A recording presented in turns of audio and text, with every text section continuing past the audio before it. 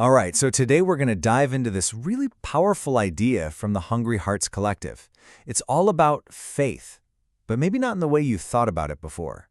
We're looking at it as the actual bridge, the thing that connects our world right here with a divine one. The source kicks things off with a pretty dramatic statement, one that probably feels, well, pretty familiar to a lot of us right now.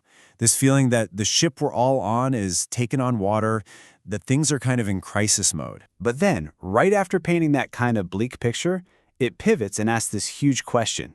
But what if there was another way? And that question, right there, is what launches us into the heart of this whole idea. Okay, so let's first really dig into the problem as the source sees it. It uses this powerful image, this metaphor of a sinking ship to frame what's happening in our world today. And you know, that feeling of crisis is something you can almost touch. The source points out that for so many people, life has just become about survival.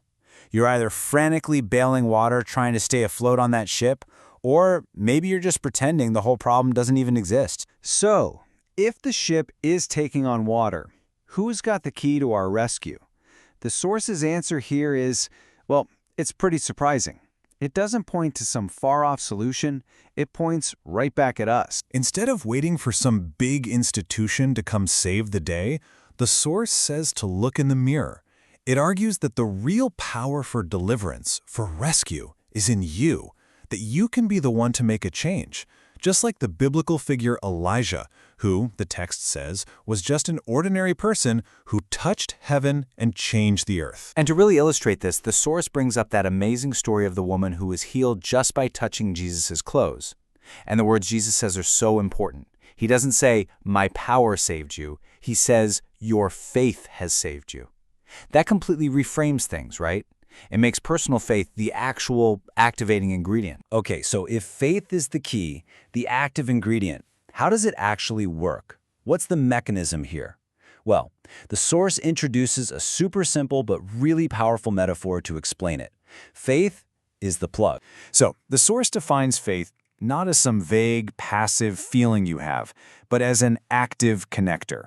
It's the plug you use to tap into what it describes as the limitless, always-on power of God. And this analogy just makes it crystal clear, doesn't it?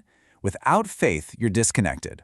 You're sitting in a dark room complaining about how dark it is, even though the power source is right there.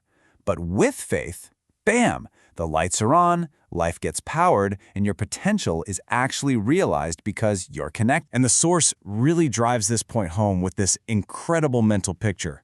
Having access to all that power but not using your faith is like paying your electricity bill every month but then choosing to sit in a dark room with a single candle, complaining that you can't see. The power's there, it's just not being used. All right, so we've got the whole plug and electricity metaphor. Now the source shifts gears and gives us another way to look at it. Something a bit more organic. It asks us to think about faith like planting seeds. And this is where it gets really fun. The source makes this bold move and reframes the old fairy tale of Jack and the Beanstalk as your story. I mean, think about it. Jack was totally desperate, right? And he traded everything he had for what looked like a few worthless beans. And that's the connection.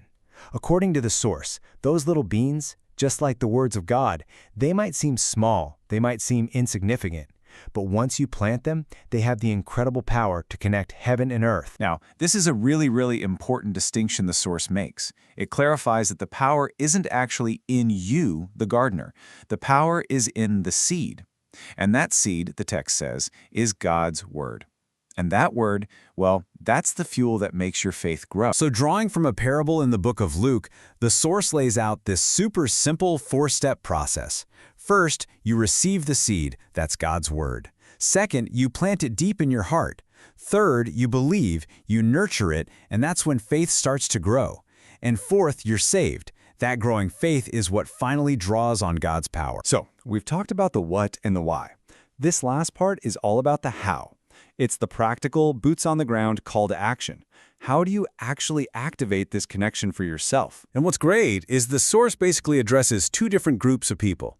If you feel like you don't have this connection yet, this contract as it's called, the first step is simple. Just ask for it with a sincere heart. But if you feel you do have that agreement, then your next job is to actively feed your faith. And this reveals this beautiful kind of feedback loop, a self-reinforcing cycle. As the Source says, the very moment you start to feed your faith turns around and starts to feed you. So look, if you take away just one thing, let it be this. Faith, in this view, isn't some passive state of being. It is an active, daily practice. It's the conscious choice you make to plug into a power source that, as the Source describes it, is always on, always available. And that brings us right to the final thought. The Source has laid it all out. It says this divine power is a constant, steady flow. So it leaves us with one simple, direct, and very personal question to think about. Are you plugged in?